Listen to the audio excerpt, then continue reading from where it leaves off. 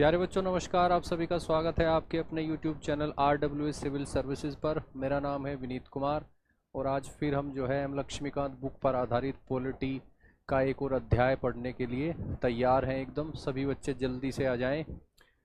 शालिनी जी, आपकी good evening को हम स्वीकार करेंगे। प्रीतम good evening. Sunil ji good evening. नूर हसन जी गुड इवनिंग। शिफा गुड इवनिंग। सभी बच्चे जल्दी से आ जाएं ताकि हम आज की क्लास स्टार्ट कर सकें। आप सभी जानते हैं कि पिछली कुछ क्लासेस में हमने पढ़ा है सेंटर स्टेट रिलेशंस यानी केंद्र राज्य संबंध, और आज की क्लास में हम पढ़ने वाले हैं राज्य राज्य संबंध। क्योंकि भारत में संघीय व्यवस्था अपनाई गई है, हालांकि उसकी कुछ एकात्मक विशेषताएं हैं, लेकिन आमतौर पर भारत में संघीय व्यवस्था को अपनाया गया है, फेडरल सिस्टम।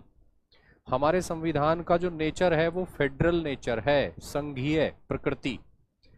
तो संघीय सरकार जहाँ पे होती है वहाँ पे सरकार के दो स्तर होते हैं, केंद्र सरकार और राज्य सरकारें, या कहें कि संघ सरकार और प्रांतीय सरकारें। तो उनके बीच के संबंध काफ़ी महत्वपूर्ण होते हैं। केंद्र और राज्यों के बीच के संबंध और विभिन्न राज्यों के बीच के आपस के संबंध, ये बहुत कुछ निर्धारित करते हैं कि संघीय व्यवस्था के अंतर्गत देश की जो पॉलिटी है वो किस तरह से चलेगी, कितने अच्छे से चलेगी, कितना अच्छे से प्रशासन शासन चलाया जाएगा। शिखा जी, आज एडिटोरियल की क्लास नहीं हुई क्योंकि मेरी थोड़ी सी तबीयत आज जो है ठीक नहीं थी। कल फिर क्लास होगी नियमित समय पर शाम को 5 बजे, ठीक है। शिवी ठाकुर गुड इवनिंग आप सभी को। भानु प्रताप गुड इवनिंग, आप सभी का स्वागत है बच्चों, ठीक है। तो आज हम पढ़ने वाले हैं राज्य और राज्य के बीच का संबंध, यानी कि inter state relations. Inter state relations, relations between the state and the state, और इसको हिंदी में बोलेंगे अंतरराज्यीय संबंध। अंतरराज्यीय संबंध, जिस तरह आपने सुना होगा कि राष्ट्र और राष्ट्र के बीच के संबंध को बोलते हैं अंतरराष्ट्रीय संबंध, उसी तरह यहाँ पे बोला जा रहा है राज्य और राज्य के बीच के संबंध को हम बोल रहे हैं अंतरराज्यीय संबंध, यानी कि इंटर स्टेट रिलेशंस, ठीक है बच्चों। चलिए आगे बढ़ते हैं, स्टार्ट करते हैं अपनी कक्षा को।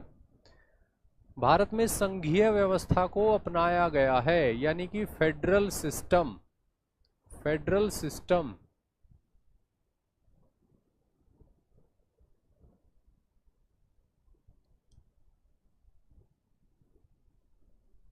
ठीक है बच्चों। और फेडरल सिस्टम में केंद्र राज्य संबंध बहुत ही महत्वपूर्ण होते हैं। केंद्र सरकार का राज्य सरकारों के साथ संबंध कैसा है, और उतने ही महत्वपूर्ण होते हैं राज्यों के बीच के आपसी संबंध, यानी कि राज्य राज्य संबंध। राज्य राज्य संबंध, ठीक है बच्चों। इंग्लिश में बोलेंगे सेंटर स्टेट रिलेशंस, इनको हम पढ़ चुके हैं पिछली कुछ क्लासेस में, यानी केंद्र राज्य संबंध। और इतने ही महत्वपूर्ण होते हैं राज्य राज्य संबंध, यानी कि स्टेट स्टेट रिलेशंस। राज्य राज्य संबंध यानी विभिन्न राज्यों के बीच के आपसी संबंध, ठीक है बच्चों। यहां तक किसी बच्चे को कोई डाउट? आज की क्लास में हम पढ़ने वाले हैं अंतरराज्यीय संबंध, यानी कि इंटर स्टेट रिलेशंस। स्टेट और स्टेट के बीच के संबंध, राज्य और राज्य के बीच के संबंध, ठीक है बच्चों। तो स्टार्ट करते हैं। राज्य राज्य संबंध जो है वो बेहतर रहें, अच्छे रहें, सौहार्दपूर्ण रहें, उनमें सहयोग हो, समन्वय हो विभिन्न राज्यों के बीच।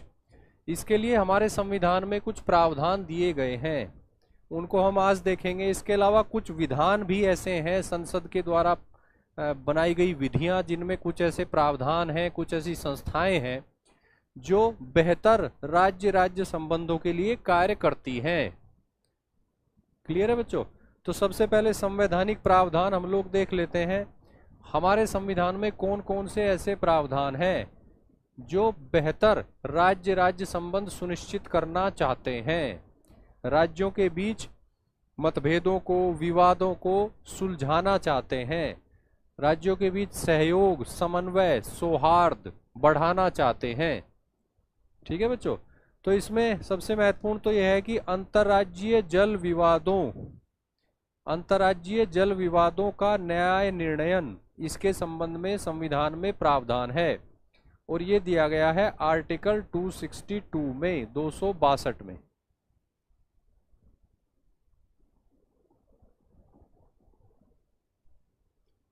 आप जानते हैं कि भारत में कई सारी नदियां हैं जो बहुत ही विस्तृत क्षेत्रों में फैली हुई हैं, कई राज्यों से होकर गुजरती हैं। किसी नदी का उद्भव किसी राज्य में होता है और किसी दूसरे राज्य से गुजरकर किसी तीसरे या चौथे राज्य में से गुजरते हुए वो जाके समुद्र में गिरती है। तो ऐसी नदियों में जो जल होता है उसके बंटवारे को लेकर कोई विवाद अगर हो जाए, डिस्प्यूट हो जाए, मतभेद हो जाए, तो उसको कैसे सुलझाया जाएगा। हमारे संविधान निर्माताओं ने ये सोचा था कि ऐसी परिस्थितियां आएंगी, तो उसके लिए उन्होंने भारत के संविधान में आर्टिकल 262 में व्यवस्था करी है कि अंतर्राज्यीय जल विवादों का न्याय निर्णयन कैसे किया जाएगा, उसके बारे में जानकारी दी गई है। ठीक है, तो उसको आज हम डिटेल में पढ़ेंगे। इसके अलावा संविधान में प्रावधान है कि अंतर्राज्यीय परिषद का गठन किया जाए, इंटर स्टेट काउंसिल का गठन किया जाए, और उसके माध्यम से राज्यों के बीच में संबंध जो है बेहतर बनाकर रखे जाएं, राज्यों के बीच में समन्वय, सौहार्द, सहयोग की स्थापना की जाए। और ये जो प्रावधान है ये दिए गए हैं आर्टिकल 263 में, भारत के संविधान के आर्टिकल 263 में। इसके अलावा अन्य भी संवैधानिक प्रावधान है, जैसे विभिन्न राज्यों के जो पब्लिक एक्ट्स होते हैं और सरकारी दस्तावेज या फिर न्यायिक प्रक्रिया से जुड़े दस्तावेज होते हैं, वे किसी दूसरे राज्य में स्वीकार किए जाएं, इस संबंध में प्रावधान किया गया है। केंद्र और राज्यों के जो लोक विधियां हैं, दस्तावेज हैं और न्यायिक प्रक्रिया से संबंधित दस्तावेज हैं, उन्हें पूरे भारत में स्वीकार किया जाता है, उन्हें सम्मान दिया जाता है, उन पे भरोसा रखा जाता है। ठीक है, ताकि जो है कार्य स्मूथ तरीके से चलता रहे इंडियन स्टेट का। तो यहाँ पे बात हो रही है लोक विधियों की, दस्तावेजों की और न्यायिक प्रक्रिया से जुड़े हुए दस्तावेजों की। तो इनको पारस्परिक मान्यता है, यानी विभिन्न राज्य एक दूसरे के दस्तावेजों को स्वीकार करते हैं। केंद्र सरकार के दस्तावेज पूरे भारतीय क्षेत्र में स्वीकार किए जाते हैं। इसके अलावा विभिन्न राज्यों के लोक विधियां, दस्तावेज और न्यायिक प्रक्रिया को विभिन्न राज्यों में स्वीकृति है।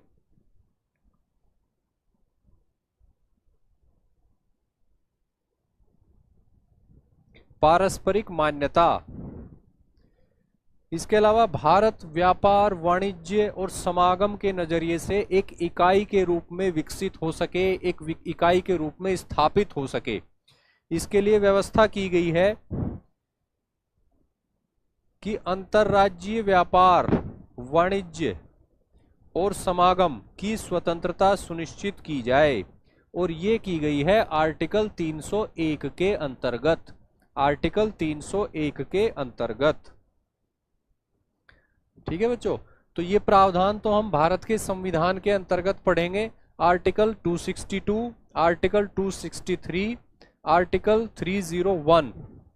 ठीक है बच्चों, और इसके अलावा कुछ कानून भी हैं संसद के द्वारा बनाए गए, जिनमें कुछ ऐसे प्रावधान किए गए हैं जिसके माध्यम से राज्य संबंधों को बेहतर बनाने की दिशा में कार्य किया जाता है, उनको भी हम देखेंगे। यानी कि वैधानिक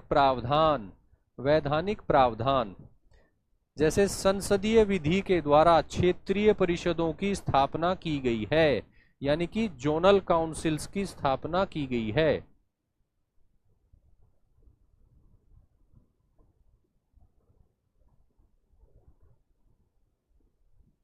जोनल काउंसिल्स की स्थापना की गई है संसद के द्वारा पारित एक अधिनियम के माध्यम से। तो जोनल काउंसिल का भी लगभग वही उद्देश्य होता है जो इंटर स्टेट काउंसिल का होता है, यानी कि राज्यों के बीच में आपसी समन्वय स्थापित करना, सौहार्द स्थापित करना, विवादों को सुलझाना, सुझाव देना, सलाह देना। ठीक है बच्चों। अब इन्हीं सभी प्रावधानों को थोड़ा सा डिटेल में देख लेते हैं, विस्तृत रूप में देखते हुए आगे बढ़ते हैं। नैन्सी जी गुड इवनिंग।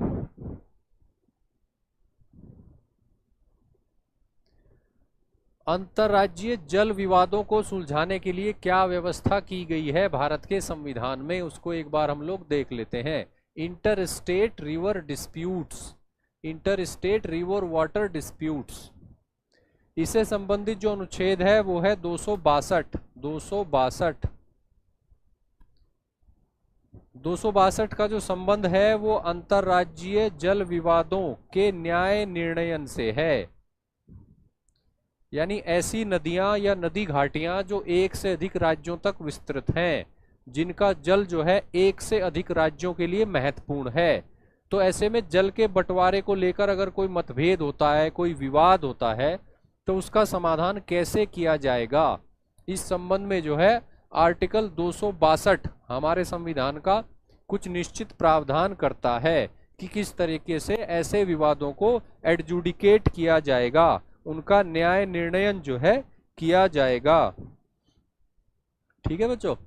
और इस आर्टिकल के अंतर्गत जो है संसद को विधान बनाकर न्याय निर्णयन करने की शक्ति दी गई है।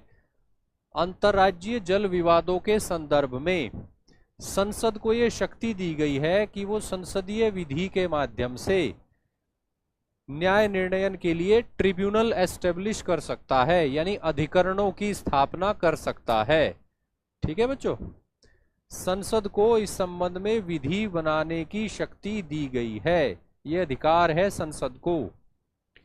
अंतर्राज्यीय जल विवादों के निपटारे के लिए भारत की संसद को यह अधिकार है कि वो इन विवादों के न्याय निर्णयन के लिए व्यवस्था कर सकती है, और ये जो व्यवस्था की जाएगी ये संसद के द्वारा विधि बनाकर की जाएगी, भारत के संविधान के आर्टिकल 262 के अंतर्गत। ठीक है बच्चों।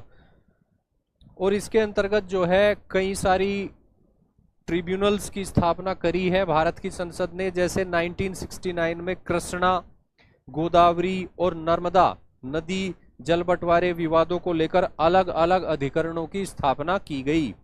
उसके बाद 1986 में रावी और व्यास नदी के जल बंटवारे को व्यवस्था की गई। 1990 में Kaveri river water dispute tribunal की स्थापना की गई। शिवम जी, यहाँ पे शक्ति जो है संसद को दी गई है, यहाँ पे राष्ट्रपति शब्द का प्रयोग नहीं किया गया है, राष्ट्रपति की इसमें भूमिका नहीं है। केंद्र सरकार के माध्यम से अधिनियमों के अंतर्गत अधिकरणों की स्थापना की जाती है, और जब केंद्र सरकार के माध्यम से की जाएगी तो निश्चित रूप से राष्ट्रपति के नाम से की जाएगी, क्योंकि राष्ट्रपति जो है वो कार्यपालिका के प्रधान होते हैं। तो इस रूप में तो राष्ट्रपति की भूमिका है, लेकिन इसके अलावा भूमिका जो है यहाँ पे संसद की है। संसद कानून बनाएगी नदी जल विवाद के संबंध में, उसका न्याय निर्णयन करने के संबंध में, और उस विधि के अंतर्गत जो है केंद्र सरकार के द्वारा अधिकरण की स्थापना की जाएगी, ट्रिब्यूनल की स्थापना की जाएगी। तो केंद्र सरकार के द्वारा स्थापना की जाएगी तो निश्चित रूप से राष्ट्रपति के माध्यम से ही की जाएगी, तो राष्ट्रपति की भूमिका इतनी ही है। लेकिन संविधान में आर्टिकल 262 के अंतर्गत जो है संसद को शक्ति दी गई है, राष्ट्रपति को नहीं।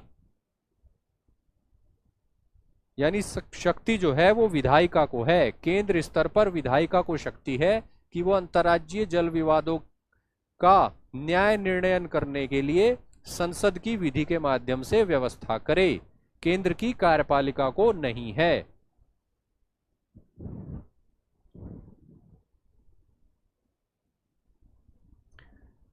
इसके अलावा आर्टिकल 262 ही एक और व्यवस्था करता है कि संसद जिस विधि को बनाती है उस विधि के अंतर्गत यह व्यवस्था कर सकती है कि ऐसे विवाद पर, यानी कि अंतर्राज्यीय जल विवाद पर भारत के उच्चतम न्यायालय या किसी भी अन्य न्यायालय द्वारा अपने अधिकार क्षेत्र का प्रयोग नहीं किया जाएगा। यानी सुप्रीम कोर्ट हो या भारत का कोई अन्य न्यायालय हो, वो जो है ऐसे मामले में अपने अधिकार क्षेत्र का प्रयोग नहीं करेगा। ट्राइब्यूनल जो फैसला देगी वही अंतिम फैसला होगा। ऐसा प्रावधान है आर्टिकल 262 के अंतर्गत।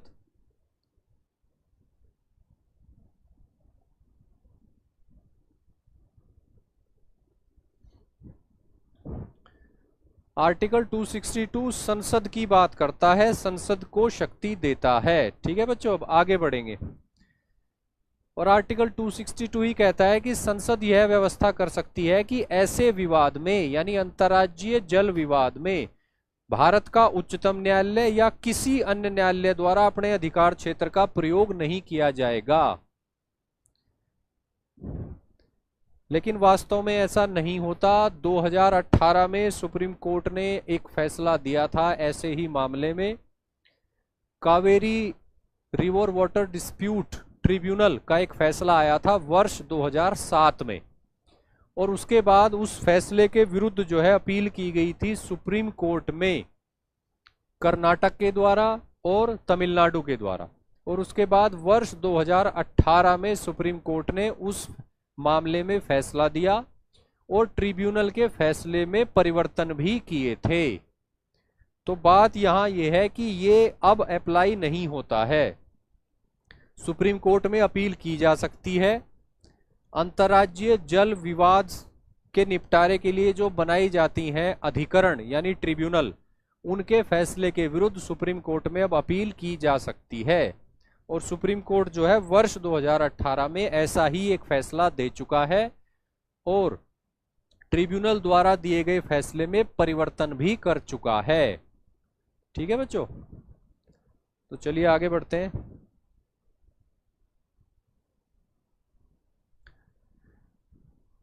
अंतर्राज्यीय जल विवाद के निपटारे के लिए क्या क्या किया गया है संसद के द्वारा आर्टिकल 262 के अंतर्गत। इसके अंतर्गत एक तो यह अधिनियम बनाया गया था वर्ष 1956 में। वर्ष 1956 में नदी बोर्ड अधिनियम, नदी बोर्ड अधिनियम। इसके अंतर्गत राज्यों के द्वारा जब मांग की जाती है तो केंद्र सरकार जो है कुछ नदियों से जुड़े हुए बोर्ड बना देती है, और वे जो बोर्ड है वो संबंधित राज्यों को सलाह देते हैं जल के बंटवारे से संबंधित, जल से संबंधित मामलों में। ठीक है बच्चों, नदी बोर्ड अधिनियम के अंतर्गत जब राज्य सरकारों के द्वारा मांग की जाती है तो उसके अंतर्गत फिर केंद्र सरकार के द्वारा नदी बोर्ड का गठन कर दिया जाता है। और नदी बोर्ड की जो भूमिका है वो है सलाहकारी, सलाहकारी सलाह देता है ये उन राज्यों को नदियों के संबंध में, नदियों के जल के संबंध में सलाहकारी इसकी भूमिका है।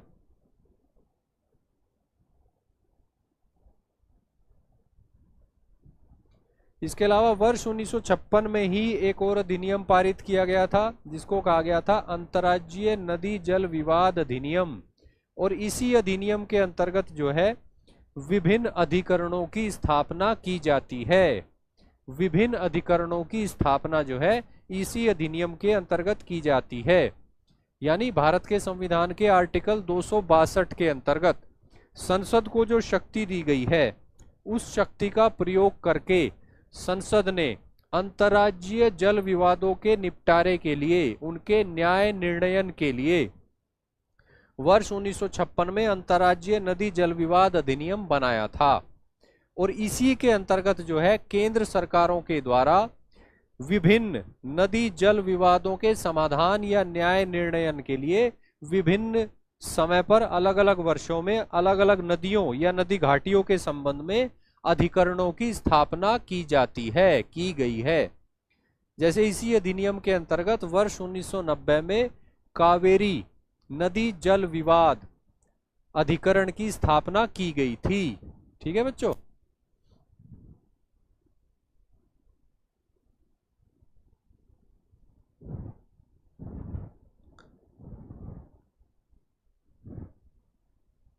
दिल्ली जल विवाद के संबंध में कोई ट्रिब्यूनल नहीं बनाई गई है।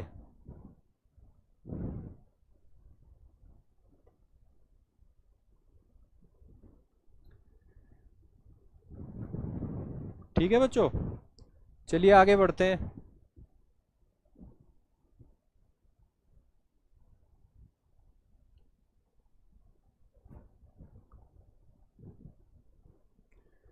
अंतर्राज्यीय परिषदें, इंटर स्टेट काउंसिल्स, अंतर्राज्यीय नदी विवादों को निपटाने के लिए, उनका न्याय निर्णयन करने के लिए किस किस अधिकरण की स्थापना की गई है, और उस अधिकरण से कौन सी नदी संबंधित है और कौन कौन से राज्य संबंधित है। ये पूरी टेबल जो है एम लक्ष्मीकांत बुक में आपको दी गई है, आप वहां से इसको जरूर से पढ़ लेना और याद भी कर लेना। ठीक है बच्चों, चलिए आगे बढ़ते हैं। राज्यों और राज्यों के बीच संबंधों को बेहतर बनाने के लिए और सौहार्दपूर्ण बनाने के लिए अंतर्राज्यीय परिषदों की स्थापना का प्रावधान भी भारत के संविधान में है, यानी इंटर स्टेट काउंसिल्स, अंतर्राज्यीय परिषद।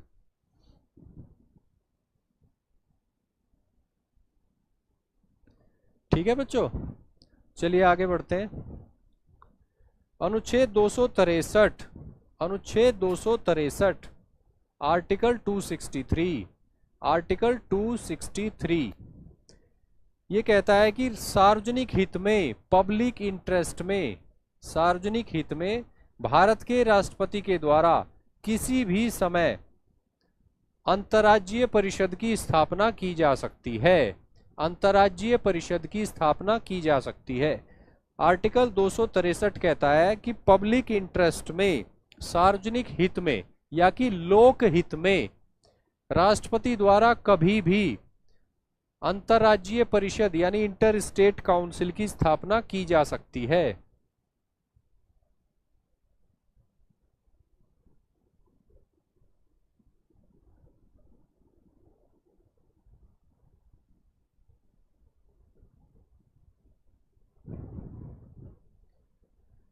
इसका उद्देश्य क्या है? इसका उद्देश्य तो आपको क्लियर ही है। इसका उद्देश्य जो है वो है केंद्र राज्य सहयोग को बढ़ाना और राज्य राज्य समन्वय को भी बढ़ाना, केंद्र राज्य सहयोग को भी बढ़ाना और राज्यों के बीच समन्वय और सहयोग को भी बढ़ाना। ठीक है बच्चों, तो राष्ट्रपति के द्वारा किस किस इंटर स्टेट काउंसिल की स्थापना की गई है वो देख लेते हैं। केंद्रीय स्वास्थ्य एवं परिवार कल्याण परिषद, इसकी स्थापना की गई, केंद्रीय स्वास्थ्य एवं परिवार कल्याण परिषद। ठीक है बच्चों, इसके अलावा केंद्रीय स्थानीय स्वशासन परिषद, केंद्रीय स्थानीय स्वशासन परिषद, और इसके अलावा क्षेत्रीय बिक्री कर परिषदें, इनकी स्थापना की गई है भारत के राष्ट्रपति के द्वारा।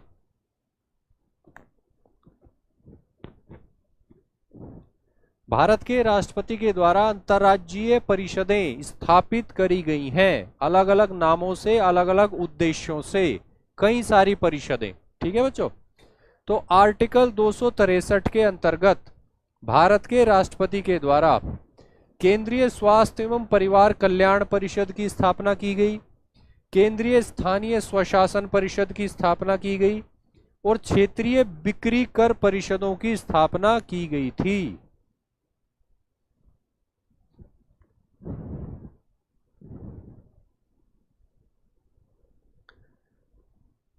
ठीक है बच्चों, आगे बढ़ते हैं। शिवम जी, अब उम्मीद है कि वॉइस अच्छी आ रही होगी।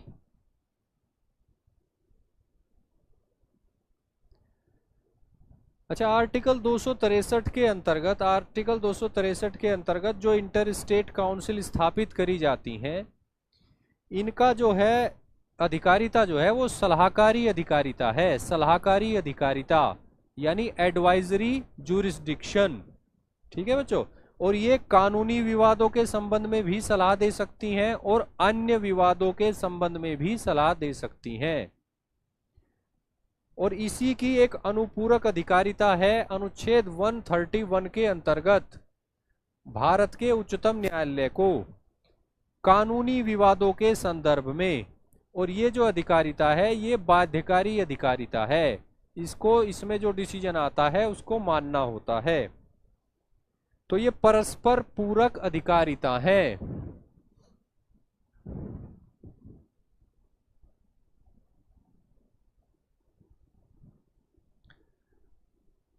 परस्पर पूरक अधिकारिता है अंतर्राज्यीय परिषद यानी इंटर स्टेट काउंसिल की और उच्चतम न्यायालय की यानी भारत की सुप्रीम कोर्ट की। अनुच्छेद 131 के अंतर्गत ओरिजिनल जुरिस्डिक्शन है भारत के सुप्रीम कोर्ट को कि अगर केंद्र और राज्य के बीच में कोई कानूनी विवाद उठ जाए या राज्य और राज्य के बीच में कोई कानूनी विवाद उठ जाए तो उस पे फैसला देती है सिर्फ और सिर्फ उच्चतम न्यायालय। यानी कोई ऐसा प्रश्न, चाहे वो कानून से संबंधित हो चाहे वो किसी तथ्य से संबंधित हो, जिस पर किसी राज्य का या केंद्र का कोई कानूनी अधिकार निर्भर करता हो, लीगल राइट निर्भर करता हो, तो ऐसे मामलों में भारत के उच्चतम न्यायालय को ओरिजिनल जुरिस्डिक्शन है, एकदम ओरिजिनल, यानी कि सिर्फ और सिर्फ सुप्रीम कोर्ट ही ऐसे मामलों को सुन सकता है और डिसीजन दे सकता है। और ये सब बातें जो है ये कानूनी विवाद को लेकर होंगी, यानी केवल ऐसे मामलों में जहां पे केंद्र का या राज्य का कोई लीगल राइट इन्वॉल्व है। ठीक है बच्चों, और ये जो डिसीजन आएगा सुप्रीम कोर्ट का आर्टिकल 131 के अंतर्गत किसी मामले में, ये बाध्यकारी होगा, ये मानना होगा संबंधित सरकारों को, चाहे वो केंद्र सरकार हो चाहे वो राज्य सरकारें हों। ठीक है बच्चों, और इसी से संबंधित जो है, इसी से मिलता जुलता है अंतर्राज्यीय परिषद की अधिकारिता। लेकिन ये जो अधिकारिता है ये सलाहकारी अधिकारिता है, ये एडवाइजरी बॉडी है अंतर्राज्यीय परिषद। और ये जो एडवाइस अपनी देती है ये कानूनी विवाद में भी दे सकती है और अन्य विवादों में भी दे सकती है, लेकिन देगी सिर्फ एडवाइस, सलाहकारी अधिकारिता। राज्यों को सलाह देगी, केंद्र को सलाह देगी उनके बीच के मतभेद और विवाद सुलझाने के लिए। ठीक है बच्चों, तो ये आर्टिकल 263 के अंतर्गत अंतर्राज्यीय परिषद यानी इंटर स्टेट काउंसिल की जो अधिकारिता है, और दूसरी तरफ आर्टिकल 131 के अंतर्गत उच्चतम न्यायालय की जो अधिकारिता है, ये परस्पर पूरक अधिकारिताएं हैं, परस्पर पूरक अधिकारिताएं हैं। ठीक है बच्चों, म्यूचुअली कॉम्प्लीमेंटरी अधिकारिताएं हैं।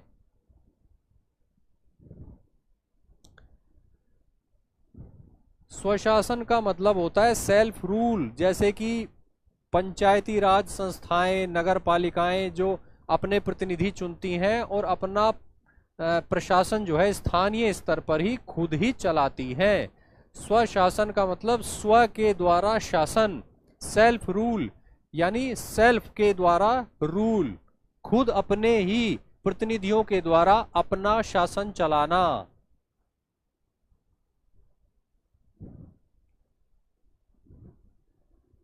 सलाहकारी अधिकारिता है अंतर्राज्यीय परिषद की, एडवाइस देती है। ठीक है बच्चों, इसकी एडवाइस जो है वो मानना बाध्यता नहीं है, न केंद्र के लिए और न ही राज्यों के लिए।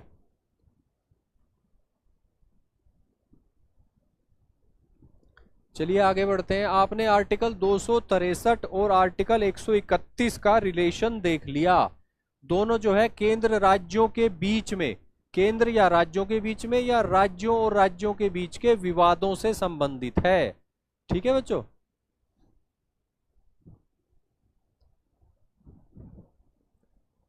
चलिए आगे बढ़ते हैं। अंतर्राज्यीय परिषद, अब आर्टिकल 263 के अंतर्गत जो सबसे महत्वपूर्ण इंस्टीट्यूशन, संस्था स्थापित की गई है वो है आपकी अंतर्राज्यीय परिषद, इंटर स्टेट काउंसिल। कई तरह की परिषदें जो हैं वो स्थापित की गई हैं आर्टिकल 263 के अंतर्गत राष्ट्रपति के द्वारा। ठीक है बच्चों, कुछ परिषदें तो हमने देख ली यहाँ पे, जैसे केंद्रीय स्वास्थ्य एवं परिवार कल्याण परिषद, या फिर केंद्रीय स्थानीय स्वशासन परिषद, या फिर क्षेत्रीय बिक्री कर परिषदें। लेकिन इसके बाद जो सबसे मुख्य और सामान्य और सबसे ज्यादा विस्तृत अधिकारिता वाली जो परिषद है, जिसको बोला जाता है इंटर स्टेट काउंसिल, उसकी स्थापना करी गई 1990 में भारत के राष्ट्रपति के द्वारा। ठीक है बच्चों, इंटर स्टेट काउंसिल आर्टिकल 263 के अंतर्गत। और यहां पे महत्वपूर्ण बात यह है कि इसकी स्थापना जो करेगी वो करेगी सरकारिया आयोग की सिफारिश पर। सरकारिया आयोग,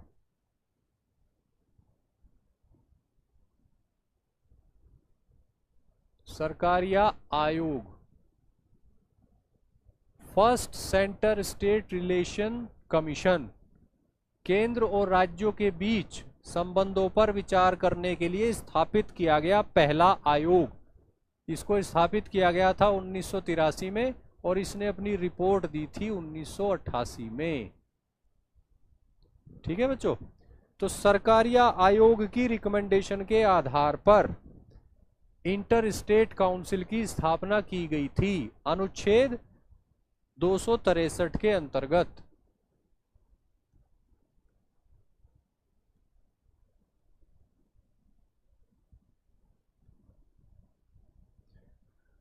भारत के संविधान के आर्टिकल 263 के अंतर्गत सरकारिया आयोग 1983 से 1988 की रिपोर्ट के आधार पर भारत के राष्ट्रपति ने 1990 में इंटर स्टेट काउंसिल यानी अंतरराज्यीय परिषद की स्थापना की थी। और ये की गई थी, वीपी सिंह प्रधानमंत्री थे उस समय, वीपी सिंह सरकार के द्वारा 1990 में। ठीक है बच्चों, और ये जो सरकार थी ये थी जनता दल की सरकार, जनता दल सरकार।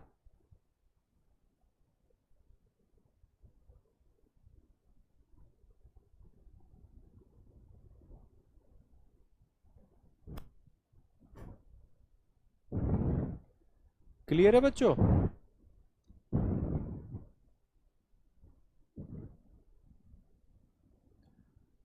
बच्चों क्लास में कमेंट आप करिए, कमेंट मैं पढ़ता हूं, लेकिन प्रश्न जो है क्लास से संबंधित ही पूछिए और बहुत ज्यादा हाइपोथेटिकल प्रश्न मत पूछिए, मतलब परिकल्पना पर आधारित प्रश्नों में मत उलझिए।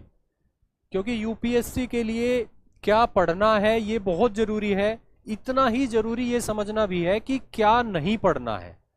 क्योंकि देखिए सिलेबस तो एंडलेस है, जनरल स्टडीज तो एंडलेस है, उसका कोई अंत नहीं है। ठीक है, तो कितना पढ़िएगा? उतना पढ़िए जितना आपके लिए परीक्षा के लिए आवश्यक है। बहुत ज्यादा प्रश्न पे प्रश्न पे प्रश्न पे प्रश्न अगर जाएंगे तो आप जो है विधि विशेषज्ञ बन जाएंगे, संविधान विशेषज्ञ बन जाएंगे, जबकि आपको बनना है प्रशासक, एडमिनिस्ट्रेटर। ठीक है बच्चों, तो प्रश्न जो है कक्षा से संबंधित ही पूछिए और प्रश्न जो है वो हाइपोथेटिकल ना हो, परिकल्पना पर आधारित न हो। ठीक है,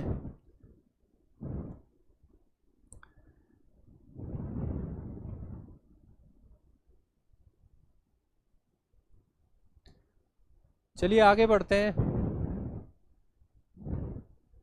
सरकारी आयोग की रिकमेंडेशन पे अंतर्राज्यीय परिषद की स्थापना की गई आर्टिकल 263 के अंतर्गत। ठीक है, अब देख लेते हैं इंटर स्टेट काउंसिल में कौन कौन मेंबर होता है और क्या क्या इसके, कौन कौन इसका सदस्य है, कौन चेयरमैन होता है। इंटर स्टेट काउंसिल का चेयरमैन जो है वो होते हैं भारत के प्रधानमंत्री, प्राइम मिनिस्टर ऑफ इंडिया जो है वो इंटर स्टेट काउंसिल के चेयरमैन होते हैं। क्लियर है बच्चों यहां तक?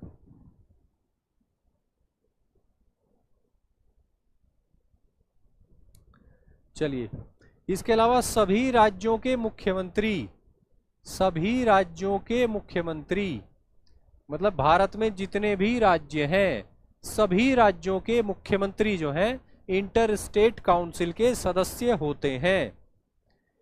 इसके अलावा यूनियन टेरिटरीज को देख लेते हैं। यूनियन टेरिटरीज दो तरह की हैं, आप जानते हैं। ऐसी यूनियन टेरिटरी जहां पे विधानसभा है, जैसे दिल्ली और पुदुचेरी। ठीक है, तो ऐसी यूनियन टेरिटरी जहां पे विधानसभाएं हैं तो उनके जो मुख्यमंत्री हैं, उनके मुख्यमंत्री जो हैं वो इंटर स्टेट काउंसिल के सदस्य होते हैं, मेंबर होते हैं। और ऐसी जो यूनियन टेरिटरीज हैं जहां पे विधानसभाएं नहीं हैं, उनके जो प्रशासक होते हैं, एडमिनिस्ट्रेटर होते हैं ना वहां पे, तो जिन यूनियन टेरिटरीज में, जैसे अंडमान और निकोबार, वहां पे विधानसभा नहीं है। विधानसभा केवल दो ही यूनियन टेरिटरीज में है, दिल्ली और पुदुचेरी। तो दिल्ली और पुदुचेरी के तो हो गए मुख्यमंत्री, और अन्य जो यूनियन टेरिटरीज हैं उनके प्रशासक यानी एडमिनिस्ट्रेटर जो केंद्र सरकार के द्वारा नियुक्त किए जाते हैं, ऐसे प्रशासक जो हैं वो इंटर स्टेट काउंसिल के सदस्य होते हैं। ठीक है बच्चों। इसके अलावा ऐसा कोई राज्य जिसमें जो है राष्ट्रपति शासन लगा हो, भारत के संविधान के अनुच्छेद 356 के अंतर्गत, तो ऐसा अगर कोई राज्य है तो उसका राज्यपाल जो है वो सदस्य होता है इंटर स्टेट काउंसिल का, जब तक कि उस राज्य में राष्ट्रपति शासन लगा हुआ हो। क्लियर है? यानी राष्ट्रपति शासन वाले राज्यों के राज्यपाल, अगर ऐसा कोई राज्य है जहां पे किसी समय राष्ट्रपति शासन लगा हुआ है आर्टिकल 356 के अंतर्गत, तो उस राज्य का जो राज्यपाल होता है वो इंटर स्टेट काउंसिल का मेंबर होता है, इंटर स्टेट काउंसिल का सदस्य होता है। इसके अलावा गृह मंत्री समेत 6 केंद्रीय कैबिनेट मंत्री जो हैं इनको नॉमिनेट कर सकते हैं प्राइम मिनिस्टर ऑफ इंडिया।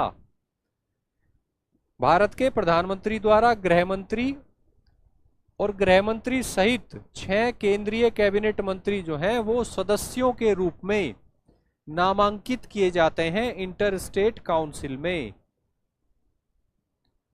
गृह मंत्री और उनके अलावा, या कहें कि उनके समेत 6 टोटल केंद्रीय कैबिनेट मंत्री जो हैं वो प्राइम मिनिस्टर के द्वारा नॉमिनेट किए जाते हैं इंटर स्टेट काउंसिल में,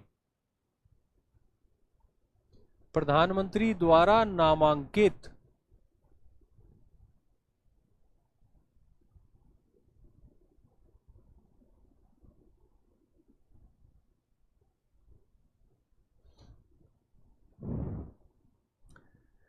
क्लियर है बच्चों? तो एक बार देख लेते हैं कि इंटर स्टेट काउंसिल के सदस्य कौन कौन होते हैं। यहां से आपको प्राथमिक परीक्षा में प्रश्न पूछा जा सकता है।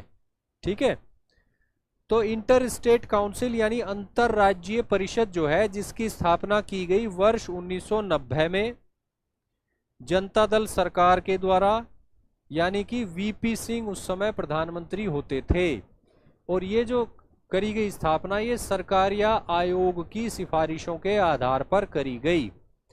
तो अंतरराज्यीय परिषद के चेयरमैन जो होते हैं वो होते हैं भारत के प्रधानमंत्री। ठीक है, सभी राज्यों के मुख्यमंत्री इसके सदस्य होते हैं। विधानसभा वाली यूनियन टेरिटरीज के मुख्यमंत्री इसके सदस्य होते हैं। अन्य यूनियन टेरिटरीज के एडमिनिस्ट्रेटर यानी प्रशासक जो हैं इसके सदस्य होते हैं। इसके अलावा अगर किसी राज्य में राष्ट्रपति शासन लगा हो तो उस राज्य का राज्यपाल जो है वो अंतर्राज्यीय परिषद का सदस्य होता है। इसके अलावा भारत के प्रधानमंत्री के द्वारा गृह मंत्री समेत 6 केंद्रीय मंत्री, केंद्रीय कैबिनेट मंत्री, कैबिनेट स्तर के 6 मंत्री, जिनमें एक तो हो गए होम मिनिस्टर और उनके अलावा अन्य 5 और, उनको भारत के प्रधानमंत्री के द्वारा नामांकित, नॉमिनेट किया जाता है अंतरराज्यीय परिषद के सदस्य के रूप में। ठीक है बच्चों, तो ये क्लियर हुआ आपको कि अंतरराज्यीय परिषद के सदस्य कौन कौन होते हैं।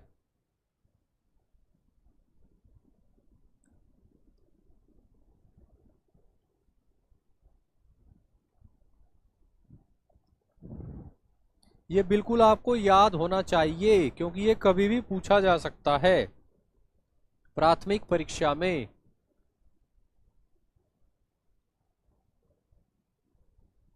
चलिए आगे बढ़ते हैं, कुछ और जानकारी, महत्वपूर्ण जानकारी ले लेते हैं अंतरराज्यीय परिषद के बारे में ही, यानी कि इंटर स्टेट काउंसिल के बारे में ही।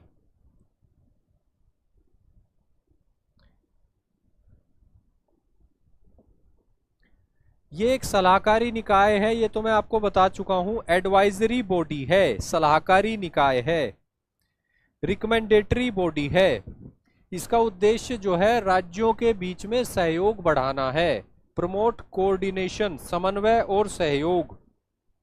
ठीक है, ये क्या करती है, सलाहकारी निकाय है, एडवाइस देती है मतभेदों के मुद्दों पर, विवादों के मुद्दों पर। और ये जो है राज्य राज्य के बीच मतभेद या विवाद हो सकता है, केंद्र और राज्य के बीच मतभेद या विवाद हो सकता है, या केंद्र और किसी यूनियन टेरिटरी के बीच विवाद या मतभेद हो सकता है। तो ऐसे मामलों में ये एक सलाहकारी निकाय है।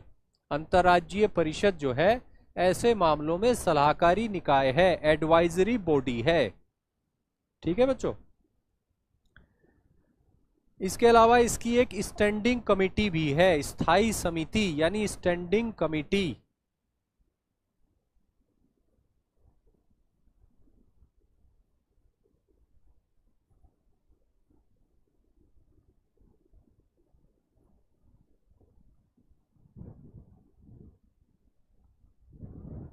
इंटर स्टेट काउंसिल की एक स्टैंडिंग कमेटी भी है यानी स्थायी समिति। इसकी स्थापना जो करी गई थी वो करी गई थी 1996 में। 1996 में स्टैंडिंग कमेटी जो है इसकी स्थापना की गई थी 1996 में। यानी इंटर स्टेट काउंसिल अंतरराज्यीय परिषद की एक स्टैंडिंग कमेटी है, ताकि लगातार जो है वो महत्वपूर्ण मुद्दों पर कार्रवाई चलती रहे, चर्चा चलती रहे, निर्णय होते रहें। ठीक है, तो 1996 में स्टैंडिंग कमेटी यानी स्थायी समिति का गठन किया गया था अंतरराज्यीय परिषद के अंतर्गत।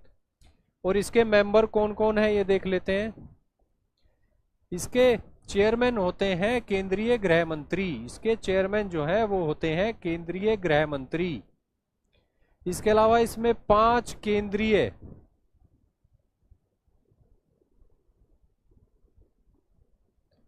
इसमें जो है 5 केंद्रीय कैबिनेट मंत्री सदस्य होते हैं और 9 मुख्यमंत्री इसके सदस्य होते हैं। 9 मुख्यमंत्री इसके मेंबर होते हैं। क्लियर है बच्चों। अंतर्राज्यीय परिषद की स्थापना की गई 1990 में। 1990 में और उसके अंतर्गत एक जो है स्टैंडिंग कमेटी यानी स्थायी समिति का गठन किया गया 1996 में। ठीक है बच्चों। और उसके मेंबर होते हैं 9 मुख्यमंत्री, 5 केंद्रीय कैबिनेट मंत्री और इसके चेयरमैन होते हैं केंद्रीय गृह मंत्री। केंद्रीय गृह मंत्री। इंटर स्टेट काउंसिल की स्थापना की गई थी 1990 में। इसकी स्टैंडिंग कमेटी की स्थापना की गई 1996 में। और इसका एक सेक्रेटरीट भी है, सचिवालय। इसका एक सचिवालय भी है। इंटर स्टेट काउंसिल का एक सचिवालय भी है जिसकी स्थापना की गई थी 1991 में। सचिवालय यानी सेक्रेटरीट।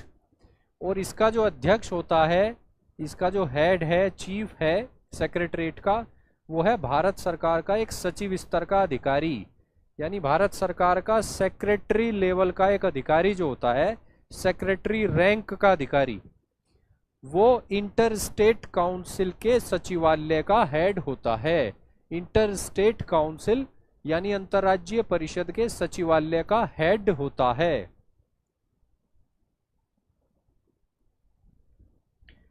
और वर्ष 2011 से ये जो सचिवालय है इंटर स्टेट काउंसिल का, ये विभिन्न जोनल काउंसिल, जो विभिन्न जोनल काउंसिल्स हैं जिनको हम आगे पढ़ेंगे, जोनल काउंसिल्स यानी क्षेत्रीय परिषदें, उनके लिए भी सचिवालय का कार्य कर रहा है। और ये स्थिति है वर्ष 2011 से। वर्ष 2011 से इंटर स्टेट काउंसिल का जो सचिवालय है ये विभिन्न जोनल काउंसिल्स यानी क्षेत्रीय परिषदों के सेक्रेटरीट के रूप में भी कार्य कर रहा है। ठीक है बच्चों।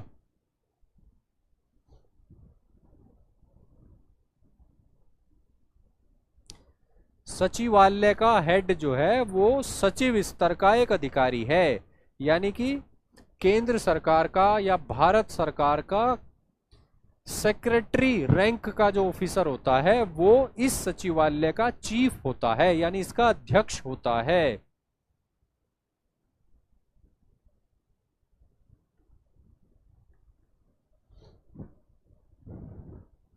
चलिए आगे बढ़ते हैं।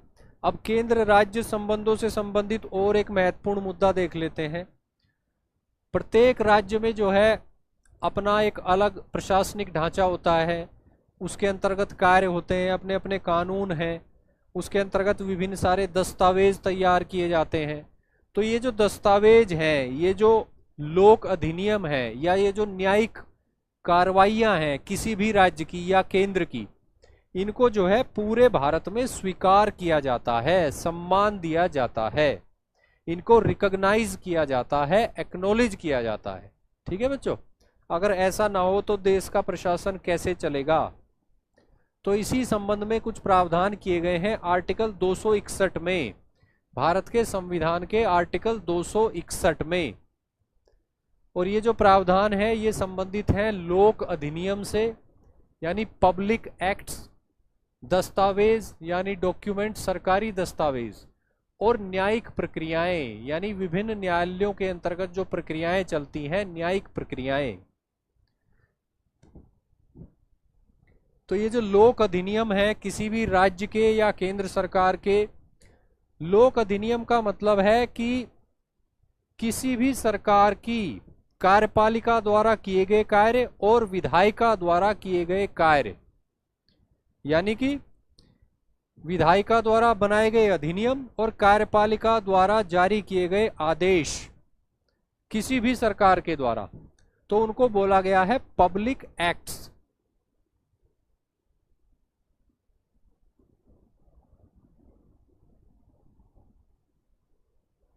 ठीक है बच्चों, तो किसी भी सरकार के, भारत के अंतर्गत चाहे केंद्र सरकार हो चाहे किसी भी राज्य की सरकार हो, किसी भी सरकार के लोक अधिनियम हो या सरकारी दस्तावेज हो या उस राज्य की न्यायिक प्रक्रिया से संबंधित दस्तावेज हो, तो उनको जो है आर्टिकल 261(1) के अंतर्गत संपूर्ण भारत में, पूरे भारत में पूर्ण विश्वास और साख प्रदान की गई है। फुल फेथ एंड क्रेडिट, पूर्ण विश्वास और साख प्रदान की गई है, यानी उनको स्वीकार किया जाता है, प्रशासन में उनको महत्व दिया जाता है। ठीक है बच्चों,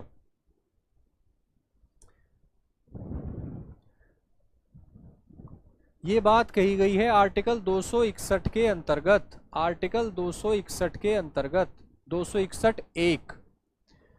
और ये जो लोक अधिनियम है, दस्तावेज हैं या न्यायिक प्रक्रियाएं हैं, इनको कैसे प्रूव किया जाएगा और कैसे इनको प्रभावी किया जाएगा, इस संबंध में संसद को विधि बनाने का अधिकार है, भारत की संसद को विधि बनाने का अधिकार है। और ये बात दी गई है आर्टिकल 261(2) में, आर्टिकल 261(2) के अंतर्गत। और एक और एडिशनल बात है आर्टिकल 261(3) के अंतर्गत, ये कहता है कि सिविल न्यायालयों के अंतिम निर्णय जो होंगे वो भारत के किसी भी भाग में लागू होंगे, एग्जीक्यूट किए जा सकते हैं।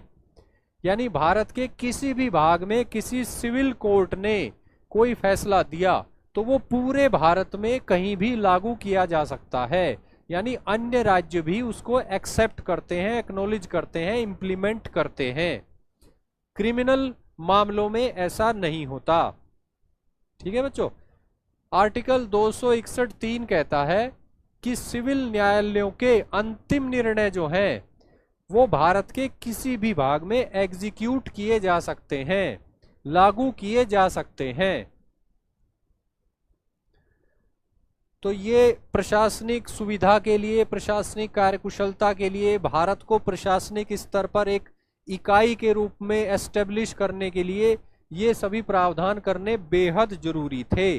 तो इनको किया गया है आर्टिकल 261 के अंतर्गत, आर्टिकल 261 के अंतर्गत। किसी भी सरकार के जो पब्लिक अधिनियम हैं, पब्लिक एक्ट हैं या दस्तावेज हैं, डॉक्यूमेंट्स हैं, सरकारी दस्तावेज या फिर न्यायिक प्रक्रियाएं हैं, उनको भारत के राज्य क्षेत्र के अंतर्गत प्रत्येक राज्य में स्वीकार किया जाता है, एक्नॉलेज किया जाता है।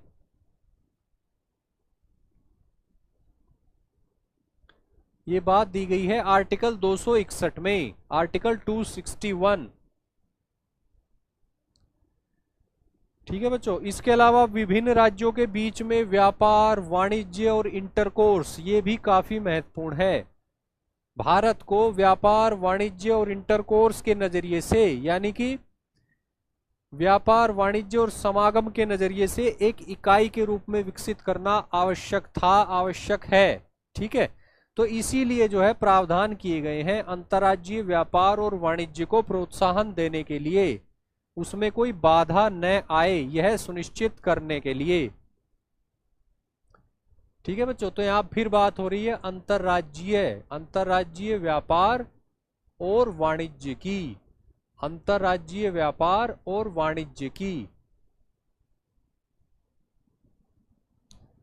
अब यहां पे आर्टिकल 301 क्या कहता है? आर्टिकल 301 क्या कहता है? आर्टिकल 301 ये कहता है कि संपूर्ण भारतीय क्षेत्र में व्यापार, वाणिज्य और समागम की स्वतंत्रता होगी।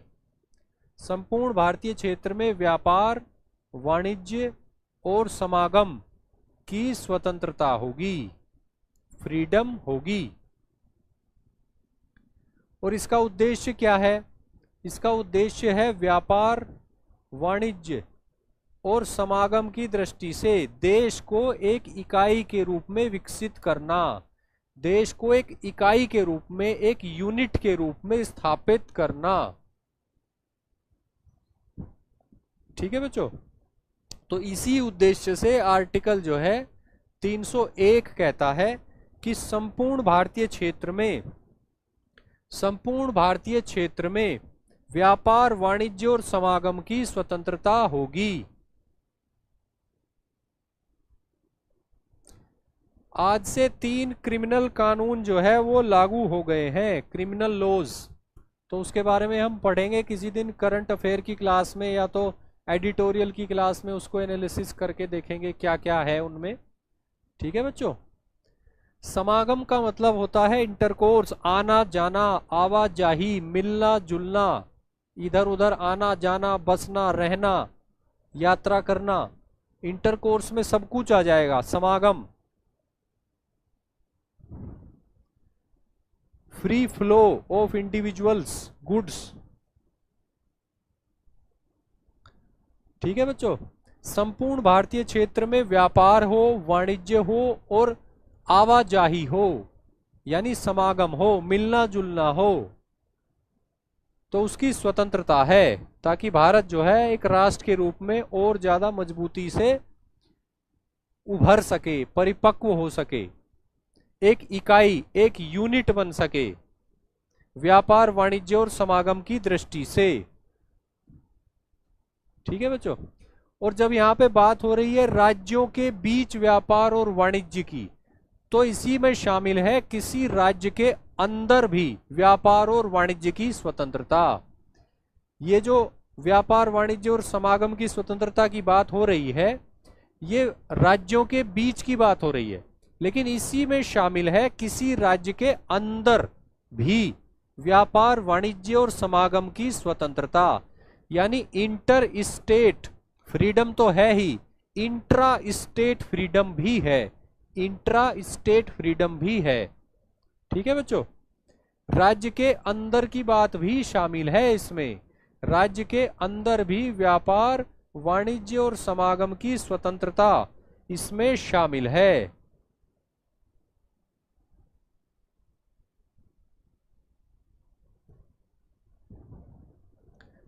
यानी विभिन्न राज्यों के बीच, संपूर्ण भारतीय क्षेत्र में विभिन्न राज्यों के बीच व्यापार, वाणिज्य और समागम की स्वतंत्रता होगी। ठीक है बच्चों।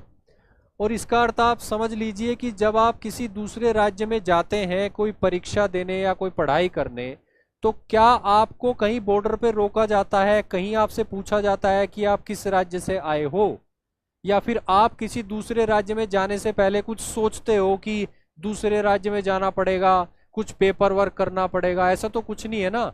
तो यही है समागम की स्वतंत्रता।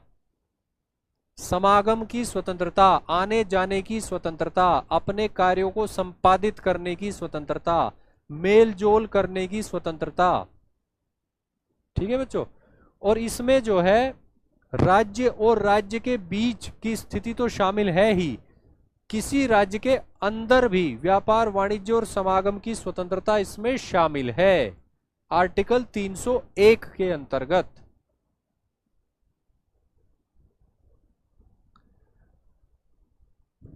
इसके अलावा कुछ सीमाएं भी लगाई गई हैं आर्टिकल 301 में।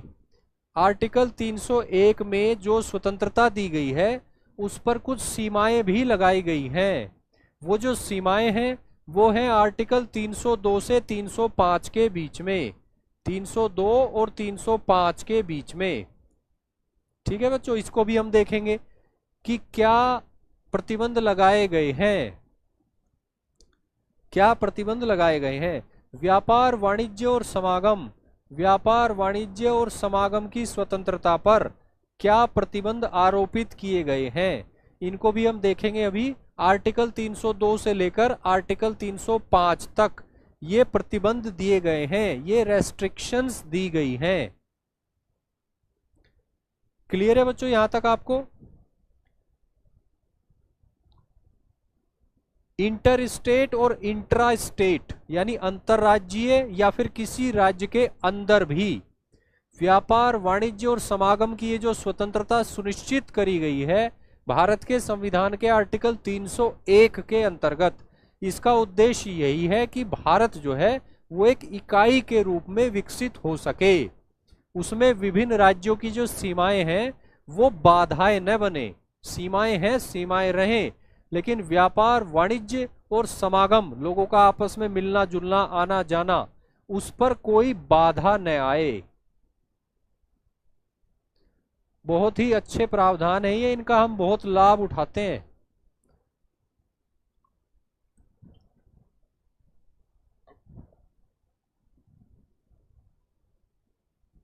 चलिए आगे बढ़ते हैं, प्रतिबंध देख लेते हैं। व्यापार वाणिज्य और समागम की स्वतंत्रता की बात हमने करी। व्यापार वाणिज्य, ट्रेड कॉमर्स और समागम इंटरकोर्स की स्वतंत्रता की बात हम लोगों ने करी। अब इस पर देख लेते हैं प्रतिबंध क्या क्या लगाए गए हैं संविधान के द्वारा ही, क्या क्या प्रतिबंध लगाए गए हैं संविधान के द्वारा ही। आर्टिकल 302 क्या कहता है, प्रतिबंध की बात करता है। आर्टिकल 302 क्या कहता है, ये कहता है कि संसद के द्वारा विधि बनाकर प्रतिबंध लगाया जा सकता है लोकहित में, पब्लिक इंटरेस्ट में भारत की संसद जो है वो विधि बनाकर व्यापार वाणिज्य और समागम की स्वतंत्रता को प्रतिबंधित कर सकती है, उस पर प्रतिबंध लगा सकती है। क्लियर है बच्चों ये बात आपको? भारत की संसद को यह अधिकार है कि वो विधि बनाकर लोकहित में यानी पब्लिक इंटरेस्ट में आर्टिकल 301 के अंतर्गत जो दी गई है व्यापार वाणिज्य और समागम की स्वतंत्रता, उस पर प्रतिबंध लगा सकती है, उस पर लिमिटेशंस, रेस्ट्रिक्शंस लगा सकती है।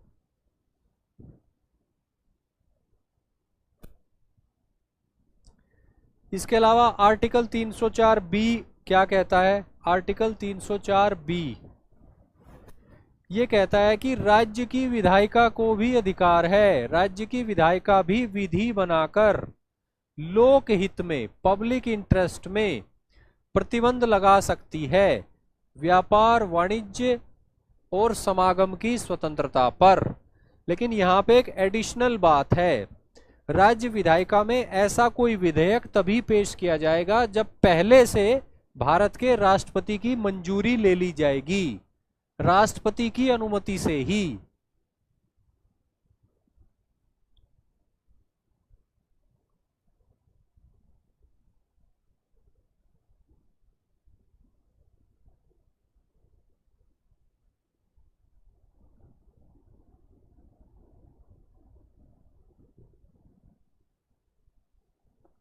राष्ट्रपति की पूर्व अनुमति आवश्यक है इसके लिए।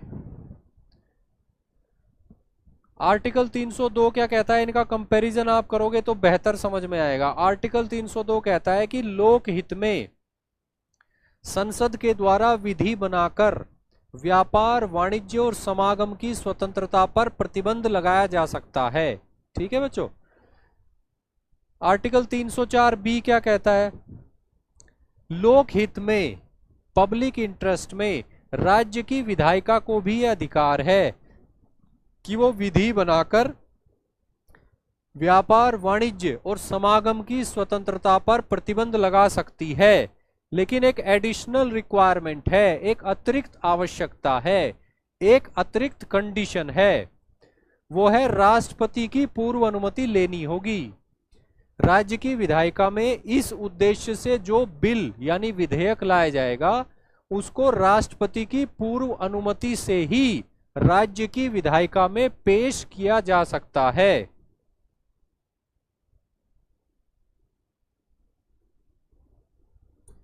ठीक है बच्चों। इसके अलावा आर्टिकल 304 ए क्या कहता है देख लेते हैं। 304 ए कहता है कि कोई भी राज्य वो भेदभावपूर्ण शुल्क नहीं लगा सकता, कोई भी राज्य भेदभावपूर्ण कर नहीं लगा सकता। कैसे, वो मैं समझाता हूं अभी आपको। राज्य के द्वारा विभेदकारी कर नहीं लगाया जा सकता, इसका निषेध है। जैसे अगर किसी राज्य में कोई वस्तु उत्पादित हो रही है और उस वस्तु पर कोई कर नहीं है और वही वस्तु जो है उस राज्य में बाहर से आयात होकर आ रही है, तो राज्य जो है आयात होकर आने वाली वस्तु पर कर नहीं लगा सकता, क्योंकि वही वस्तु उस राज्य में उत्पादित हो रही है, तो उस पर राज्य ने कोई कर नहीं लगाया है। और इसी बात को दूसरे तरीके से कहें तो कोई भी राज्य उस राज्य में आयात होकर आने वाली किसी वस्तु पर कर लगा सकता है अगर वही वस्तु राज्य में उत्पादित हो रही है और राज्य में उत्पादित होने वाली वस्तु पर भी वही कर लगा हुआ है। यानी कोई भी राज्य उस राज्य के अंदर जो वस्तुएं उत्पादित हो रही हैं और वही वस्तुएं जब आयात होकर उस राज्य में आ रही हैं, तो इन दो तरह की वस्तुओं पर अलग अलग कर नहीं लगा सकता। ऐसा नहीं कर सकता कि एक पर कर लगाए दूसरी पर न लगाए, या अलग अलग दरों से कर लगाए। क्लियर है बच्चों। यानी आर्टिकल 304 ए कहता है कि राज्य के द्वारा भेदभावपूर्ण या विभेदकारी कर लगाने का उसको अधिकार नहीं है। कर लगाया जाएगा स्थानीय रूप से उत्पादित वस्तु पर और आयातित वस्तुओं पर तो समान लगाया जाएगा, अन्यथा नहीं लगाया जाएगा। भेदभावपूर्ण शुल्क नहीं लगाया जा सकता, कर नहीं लगाया जा सकता।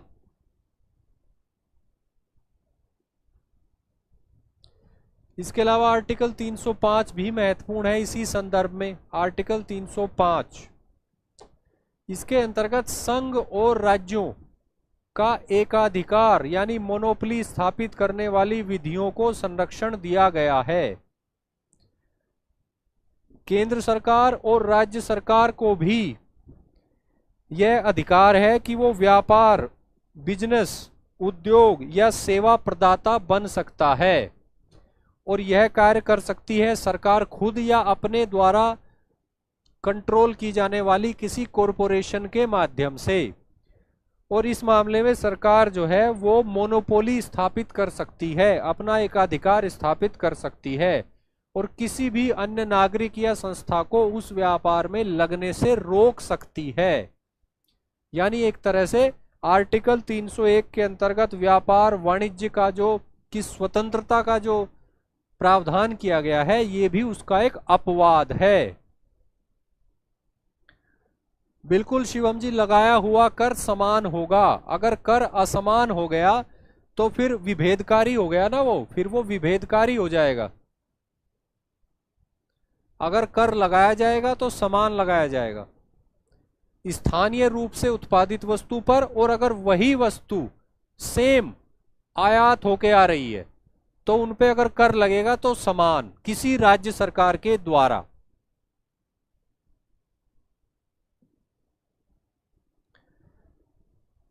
तो क्लियर है बच्चों यहां तक के प्रावधान आपको?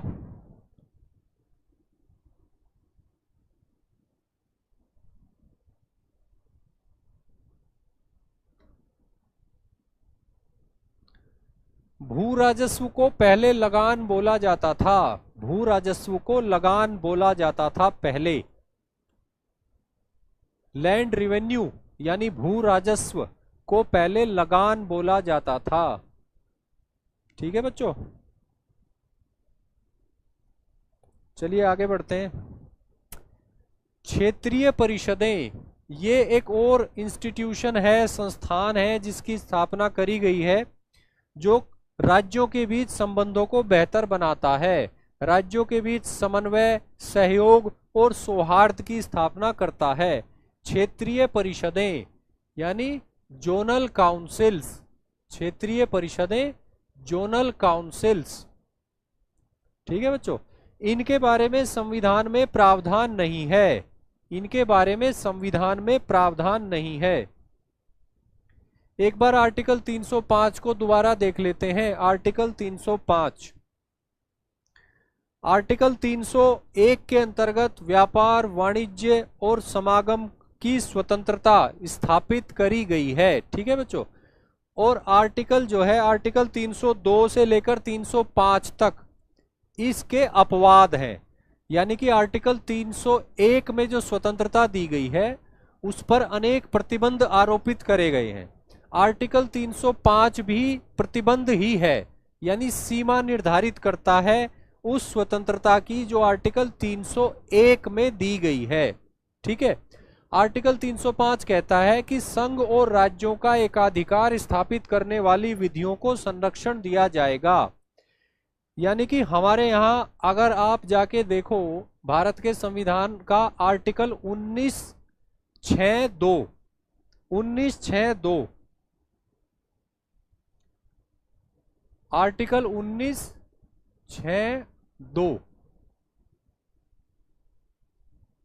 अगर आप ये आर्टिकल पढ़ो भारत के संविधान का तो आप समझोगे कि राज्यों को, राज्य को यानी कि इंडियन स्टेट को या फिर भारत के किसी राज्य को भी व्यापार वाणिज्य करने का अधिकार है। जैसे किसी नागरिक को व्यापार वाणिज्य करने का अधिकार है, उसी तरह से भारत सरकार और किसी राज्य की सरकार को भी व्यापार वाणिज्य में संलग्न होने का अधिकार है। ठीक है, और इसी के अंतर्गत आप देखते होंगे कि सार्वजनिक क्षेत्र के उपक्रम स्थापित किए गए हैं जो कई सारी चीजों का उत्पादन करते हैं, व्यापार करते हैं, और उससे जो लाभांश वगैरह आता है वो सरकार को दिया जाता है। यानी भारत में नागरिक तो व्यापार उद्योग करता ही है, सरकारों को भी ये अधिकार है, चाहे वो केंद्र सरकार हो चाहे वो राज्य सरकार हो, वो भी व्यापार कर सकती है। ट्रेड, बिजनेस, इंडस्ट्री और सर्विस, इन चार शब्दों का प्रयोग किया गया है। इनमें संलग्न हो सकती है केंद्र सरकार भी, राज्य सरकार भी, या तो सीधे सीधे या तो किसी कॉरपोरेशन या निगम के माध्यम से, जैसे कि सार्वजनिक क्षेत्र के उपक्रम।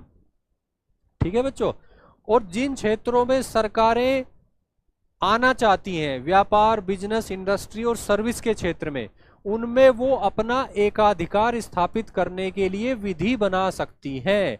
यानी किसी दूसरे नागरिक को या किसी दूसरी संस्था को उस क्षेत्र में व्यापार करने से रोक सकती हैं।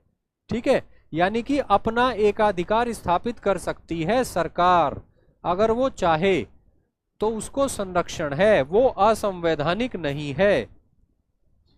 सरकारें जो हैं वो व्यापार कर सकती हैं, ट्रेड, वो बिजनेस भी कर सकती हैं।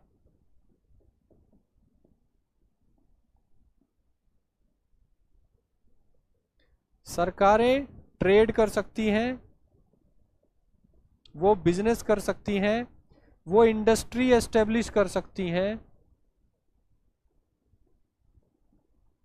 और वो जो है सर्विस प्रोवाइड करा सकती हैं।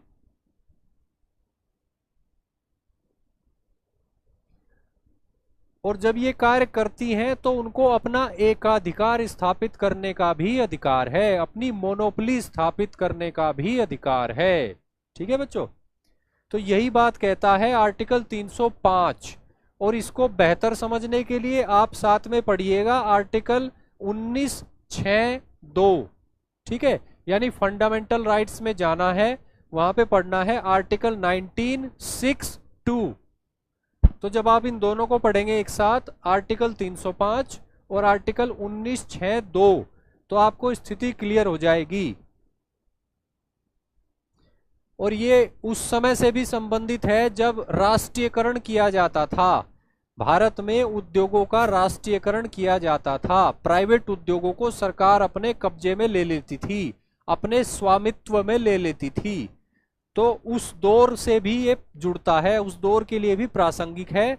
और वर्तमान में भी या भविष्य में भी ऐसा कोई कानून बनाया जा सकता है संसद के द्वारा या राज्य विधानमंडल के द्वारा, जिसके माध्यम से केंद्र सरकार या तो राज्य सरकार वो ट्रेड, बिजनेस, इंडस्ट्री या सर्विस में खुद को संलग्न कर सकती है और उसके लिए उस क्षेत्र में अपने लिए एकाधिकारी व्यवस्था स्थापित कर सकती है। तो ऐसी विधियों को संवैधानिक माना जाएगा, कॉन्स्टिट्यूशनल माना जाएगा। ठीक है बच्चों, चलिए आगे बढ़ते हैं। कई सारे ऐसे फील्ड थे पहले 1990 में जब पॉलिसी अपनाई गई, 1990 के दशक के शुरुआत में निजीकरण की, भूमंडलीकरण की, यानी एलपीजी पॉलिसी जब अपनाई गई, लिबरलाइजेशन, प्राइवेटाइजेशन और ग्लोबलाइजेशन, तो उस समय सरकारों ने अपनी जो आर्थिक भूमिका थी उत्पादक के रूप में और व्यापारी के रूप में, तो उसे काफी सीमित कर लिया, समेट लिया धीरे धीरे। लेकिन पहले ये भूमिका काफी ज्यादा होती थी। राष्ट्रीयकरण के दौर में अनेक प्राइवेट कंपनीज को, प्राइवेट उद्यमों को जो है राष्ट्रीयकृत कर लिया जाता था सरकार के द्वारा और अपनी मोनोपोली यानी कि अपने एकाधिकार के अंतर्गत उन उद्योगों को चलाया जाता था। तो ये आर्टिकल जो है उस दौर से भी संबंधित है और वर्तमान में भी ये प्रासंगिक है, वर्तमान में भी पूरी तरह से एप्लीकेबल है।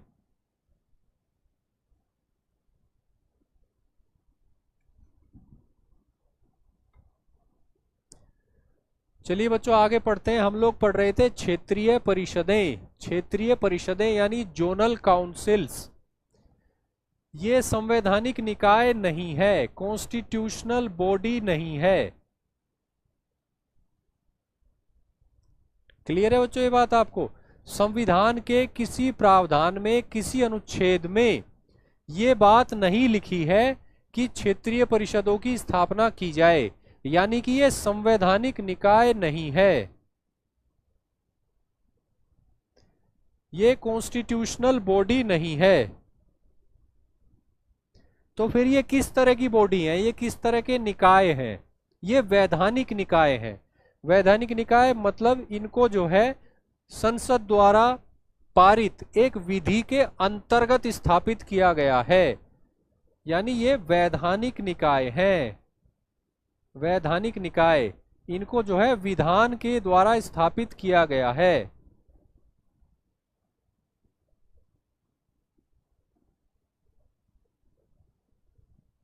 स्टैट्यूटरी बॉडी है ये।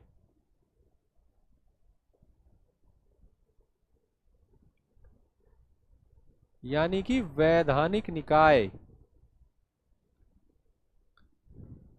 ठीक है बच्चों, क्षेत्रीय परिषदें जो हैं, जोनल काउंसिल्स जो हैं, ये संवैधानिक निकाय नहीं है, कॉन्स्टिट्यूशनल बॉडीज नहीं है, ये वैधानिक निकाय हैं, यानी कि स्टैट्यूटरी बॉडीज, यानी कि किसी अधिनियम के अंतर्गत इनको स्थापित किया गया है। वो जो अधिनियम है उसको देख लेते हैं। वो अधिनियम है 1956 का राज्य पुनर्गठन अधिनियम। इस अधिनियम के अंतर्गत जो है इनकी स्थापना की गई है, जोनल काउंसिल्स की, क्षेत्रीय परिषदों की। ये जो है कुल मिला के हैं 5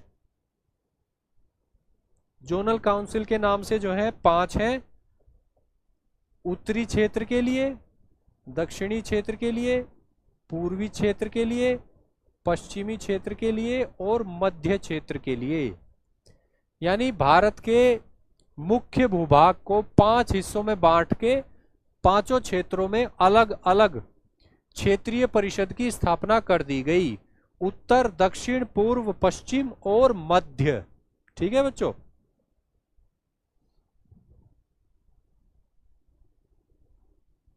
इनकी स्थापना की गई है राज्य पुनर्गठन अधिनियम 1956 के अंतर्गत। इन सभी के जो चेयरमैन हैं, कॉमन चेयरमैन, वो होते हैं केंद्रीय गृह मंत्री। केंद्रीय गृह मंत्री, इन सभी के चेयरमैन जो हैं वो हैं केंद्रीय गृह मंत्री, यानी कि union home minister. Union home minister. और उप चेयरमैन, उप चेयरमैन कौन होता है? किसी भी क्षेत्रीय परिषद के जो सदस्य राज्य होते हैं उनमें से प्रत्येक का मुख्यमंत्री क्रमानुसार एक के बाद एक वर्ष के लिए उप चेयरमैन की भूमिका निभाता है। यानी किसी भी क्षेत्रीय परिषद के जो सदस्य राज्य हैं उनके जो मुख्यमंत्री हैं उनमें से प्रत्येक मुख्यमंत्री जो है वो क्रमानुसार एक वर्ष के लिए उप चेयरमैन की भूमिका निभाता है। और स्थायी रूप से जो चेयरमैन होते हैं वो होते हैं केंद्रीय गृह मंत्री, यूनियन होम मिनिस्टर। क्लियर है बच्चों ये बात आपको?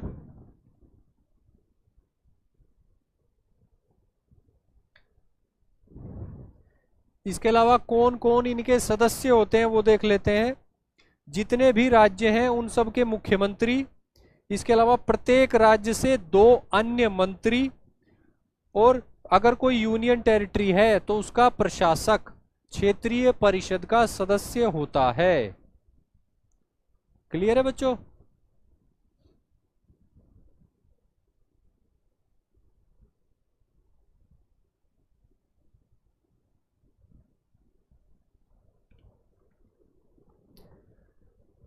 ये जो 5 क्षेत्रीय परिषदें हैं इसके अलावा एक अन्य परिषद की स्थापना की गई है जिसका नाम भी अलग है और जिसकी स्थापना भी एक अन्य अधिनियम के अंतर्गत की गई है। वो भी संवैधानिक निकाय नहीं है, वो भी स्टेच्यूटरी बॉडी है, यानी कि वो भी वैधानिक निकाय है। आप बच्चे कमेंट करके उसका नाम बताइए, फिर हम उसको पढ़ेंगे। जल्दी से बच्चे बताएंगे कमेंट करके उस परिषद का नाम जो क्षेत्रीय स्तर पर ही स्थापित की गई है। एक अन्य अधिनियम के अंतर्गत उसको स्थापित किया गया है। वो इन 5 क्षेत्रीय परिषदों से अलग है, वो भी संवैधानिक निकाय नहीं है, वैधानिक निकाय है। उस परिषद का नाम बताइए। जल्दी से सभी बच्चे कमेंट करके बताएंगे।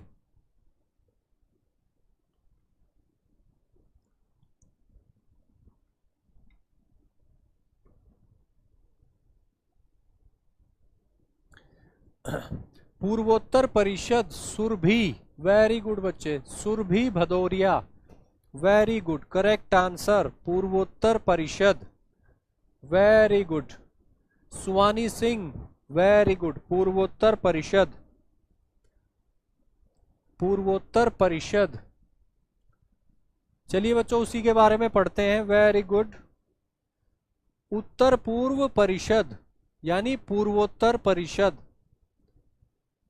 उत्तर पूर्व परिषद यानी पूर्वोत्तर परिषद, north east council, north east council.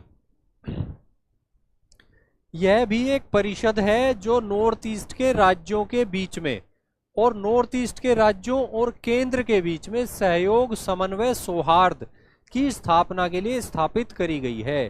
क्षेत्रीय स्तर पर ही इसकी स्थापना करी गई है, लेकिन ये 5 क्षेत्रीय परिषदों से अलग है। ये जोनल काउंसिल नहीं है। ठीक है बच्चों, इसका अपना एक नाम है, अपना एक विशेष नाम है, उत्तर पूर्व परिषद यानी कि नॉर्थ ईस्ट काउंसिल। इसकी स्थापना किस अधिनियम के अंतर्गत की गई? उत्तर पूर्व परिषद अधिनियम 1971। ये वो अधिनियम है जिसके अंतर्गत इस परिषद की स्थापना की गई है। यानी भारत की संसद के द्वारा पारित इस अधिनियम के अंतर्गत इस परिषद की स्थापना की गई है। यानी कि ये परिषद जो है ये संवैधानिक निकाय नहीं है, ये वैधानिक निकाय है, स्टैट्यूटरी बॉडी है। और कौन कौन से राज्य हैं जो वर्तमान में पूर्वोत्तर परिषद के सदस्य हैं? कौन कौन से राज्य हैं जो वर्तमान में पूर्वोत्तर परिषद के सदस्य हैं? असम, मणिपुर, मिजोरम, अरुणाचल प्रदेश, नागालैंड, मेघालय, त्रिपुरा और सिक्किम।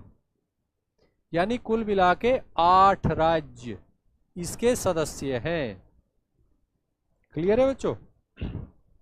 वर्तमान में। और जिस अधिनियम के अंतर्गत इसकी स्थापना की गई थी उस अधिनियम में एक बार संशोधन भी हो चुका है और काफी महत्वपूर्ण बदलाव किए गए थे उसके माध्यम से। और वहीं से एक प्रश्न जो है आपसे पूछा गया था, इसी वर्ष आयोजित हुए यूपीएससी की प्राथमिक परीक्षा में, यूपीएससी की प्राथमिक परीक्षा में आपसे प्रश्न पूछा गया था नॉर्थ ईस्ट काउंसिल के आधार पर। ठीक है बच्चों, हम उसको सॉल्व भी करा चुके हैं।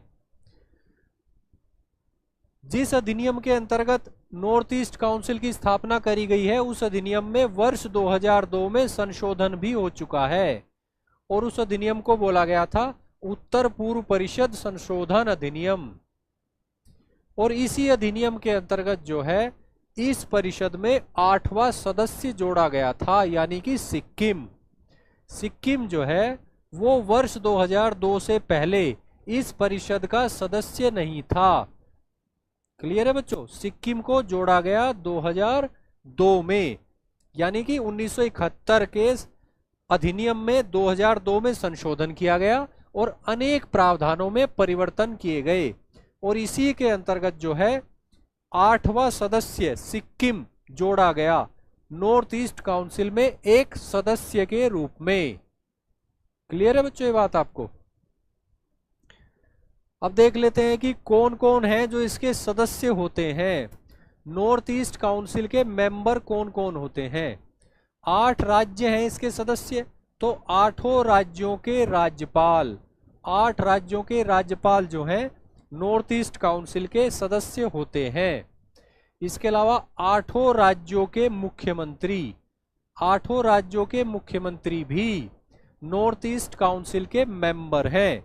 8 राज्यों के राज्यपाल, 8 राज्यों के मुख्यमंत्री। और इसके अलावा सदस्य के रूप में 3 सदस्यों का नामांकन जो है वो राष्ट्रपति के द्वारा किया जाता है। भारत के राष्ट्रपति के द्वारा 3 सदस्यों का नामांकन किया जाता है। क्लियर है बच्चों? चेयरमैन कौन होते हैं? चेयरमैन जो है इन्हीं सदस्यों में से कोई हो सकता है जिसका नामांकन किया जाता है राष्ट्रपति के द्वारा। नॉर्थ ईस्ट काउंसिल का जो चेयरमैन है उसका नामांकन राष्ट्रपति के द्वारा किया जाता है। सदस्यों में से ही किसी एक को बना दिया जाता है चेयरमैन। इसके अलावा भारत के राष्ट्रपति के पास 2 और अधिकार हैं नॉर्थ ईस्ट काउंसिल के संदर्भ में। एक तो यह है कि अगर राष्ट्रपति को लगता है कि ये आवश्यक है तो एक उप चेयरमैन भी बना सकता है वो, यानी कि अन्य जो सदस्य हैं नॉर्थ ईस्ट काउंसिल के उनमें से किसी को उप चेयरमैन, वाइस चेयरमैन के पद पर भी नियुक्त कर सकता है भारत का राष्ट्रपति अगर वो चाहे। दूसरा यह कि अगर भारत के राष्ट्रपति को लगता है कि ऐसा करना आवश्यक है तो किसी केंद्रीय मंत्री को भी, किसी यूनियन मिनिस्टर को नॉर्थ ईस्ट काउंसिल का मेंबर वो नॉमिनेट कर सकता है, नामांकित कर सकता है। किसी यूनियन मिनिस्टर को, किसी भी केंद्रीय मंत्री को भारत का राष्ट्रपति उत्तर पूर्व परिषद का सदस्य नामांकित कर सकता है। यानी किसी एक यूनियन मिनिस्टर को राष्ट्रपति के द्वारा, अगर राष्ट्रपति को लगता है कि ऐसा करना आवश्यक है तो वो उत्तर पूर्व परिषद का मेंबर नामांकित कर सकता है। क्लियर है बच्चों? और यहीं से प्रश्न पूछा जा चुका है यूपीएससी प्री 2024 में। तो कुल मिला के बहुत ही ध्यान से पढ़ते हुए चलिए। जितनी बातें दी गई हैं आपकी बुक में और संविधान में, उन्हें अच्छे से पढ़ते हुए आगे बढ़ना है। वो तीन कोई भी हो सकते हैं। ठीक है बच्चों, 3 सदस्यों का नामांकन राष्ट्रपति के द्वारा किया जा सकता है, और ये जो 3 हैं ये कोई भी हो सकते हैं। ये राष्ट्रपति के ऊपर निर्भर है कि वो किन 3 को सदस्य के रूप में नामांकित करे, ये उसको करना ही होता है। लेकिन केंद्रीय मंत्री का नामांकन उसकी स्वेच्छा पर निर्भर है। राष्ट्रपति को अगर लगता है कि ऐसा करना आवश्यक है तो वो कर सकता है, अन्यथा वो नहीं भी कर सकता।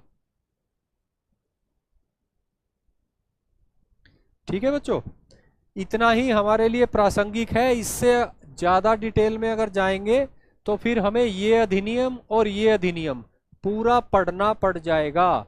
ठीक है बच्चों, हम कानूनों को पढ़ने के लिए यहाँ पर नहीं हैं, यहाँ पर हम संविधान को पढ़ने के लिए हैं। और संविधान के लिए जो प्रासंगिक है, जितनी जानकारी प्रासंगिक है वो मैं आपको दे चुका हूं। ठीक है,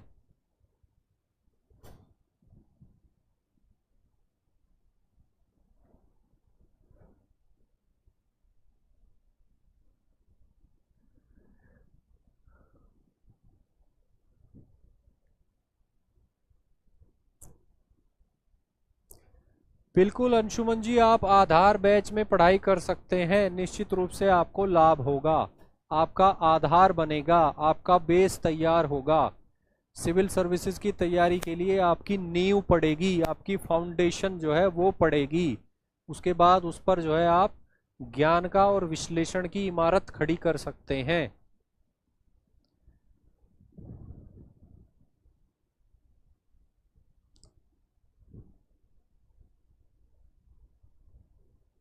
संतोष जी पूछिए, आपका क्या प्रश्न है? संतोष शर्मा, आप कोई प्रश्न पूछना चाहते हैं? पूछ डालिए।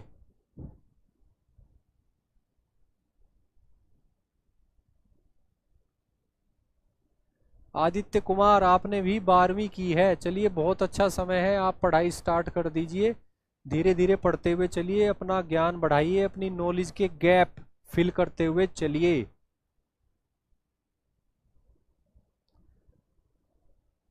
ठीक है बच्चों, गुड नाइट। आज की क्लास में बस इतना ही।